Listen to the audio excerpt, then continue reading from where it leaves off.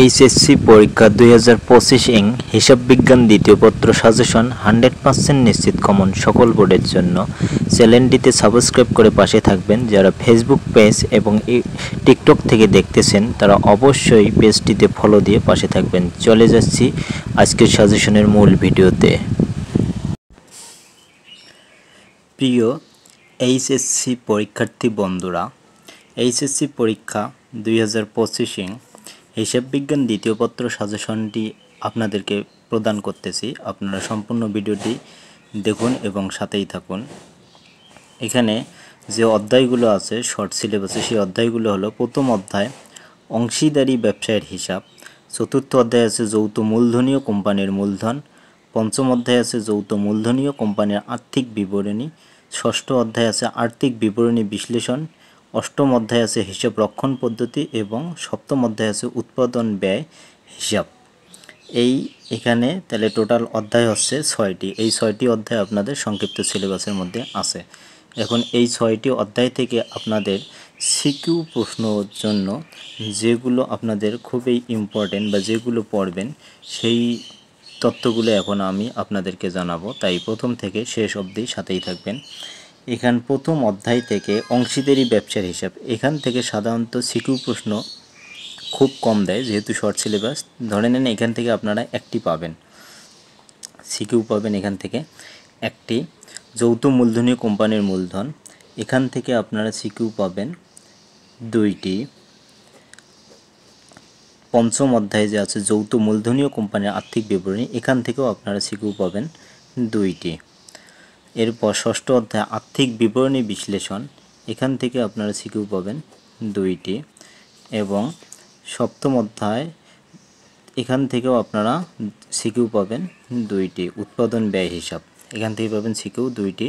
এবং অষ্টম যে অধ্যায় আছে হিসাব রক্ষণ পদ্ধতি, অষ্টম অধ্যায়, এখান থেকেও আপনারা সিকিউ পাবেন 2টি। অর্থাৎ প্রত্যেকটি এইদিকে প্রথম অধ্যায় বাদ দিয়ে চতুর্থ, পঞ্চম, ষষ্ঠ, অষ্টম, সপ্তম এই অধ্যায়গুলো থেকে 2টি করে সিকিউ পাবেন। তাহলে 1টি, 2টি, 3টি, 3 2 5, 5 2 7, 7 2 9, 9 2 11টি। এই হলো আপনার সিকিউ। মোট 11টি প্রশ্ন।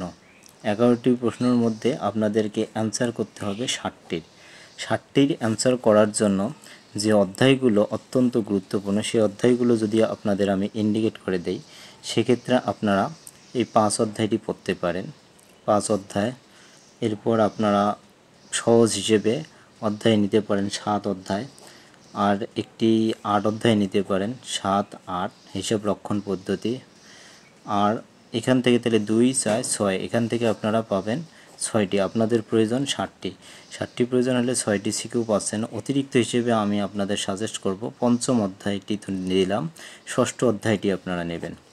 তাহলে সিরিয়ালি এই 4টি অধ্যায় যদি পড়েন, পঞ্চম, ষষ্ঠ, অষ্টম, সপ্তম অর্থাৎ 5 থেকে 8 পর্যন্ত এই 4টি অধ্যায় কমপ্লিট করে গেলে আপনাদের সিকিউ বোঝা যাবে যে সম্পূর্ণভাবে আপনারা এই 60টি প্রশ্ন সিকিউ কমন পাবেন।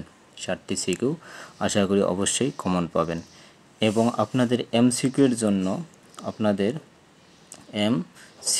এমসিকিউর জন্য আমি সাজেস্ট করব যে প্রত্যেকটি অধ্যায় আপনারা এখানে যে 6টি অধ্যায় আছে এই 6টি অধ্যায় খুব ভালো করে পড়বেন। যখন আপনাদের সিকিউ প্রশ্নের জন্য পড়বেন, সিকিউয়ের সঙ্গে রিডিং ভালো করে পড়বেন এবং আপনাদের যে সাপ্লিমেন্ট কিংবা যারা টেস্ট পেপার নিয়েছেন সেগুলো ভালো করে পড়বেন। স্বনামধন্য যে কলেজগুলো দেওয়া আছে সেখান থেকে কমপক্ষে 10 থেকে 12টি কলেজ ভালো করে পড়বেন, তাহলে আপনাদের এমসিকিউ অনেকটা ইজি হয়ে আসবে। এভাবেই আপনারা এমসিকিউ কমপ্লিট করে নিতে পারেন। তবে সিকিউয়ের জন্য যে অধ্যায় কয়টি দিলাম 5, 7, 8, 6 এগুলো অবশ্যই পড়বেন। প্রত্যেকটি অধ্যায় থেকে এমসিকিউর জন্য কমপক্ষে 6টি করে প্রশ্ন থাকবে, তাই আপনারা প্রত্যেকটি অধ্যায় গুরুত্ব সহকারে এমসিকিউর জন্য পড়বেন এবং সিকিউর জন্য এই 2 দিনে কমপক্ষে এই 4টি অধ্যায় আপনারা সম্পূর্ণভাবে কমপ্লিট করে যাবেন, তাহলে আপনাদের A+ নিশ্চিত থাকবে।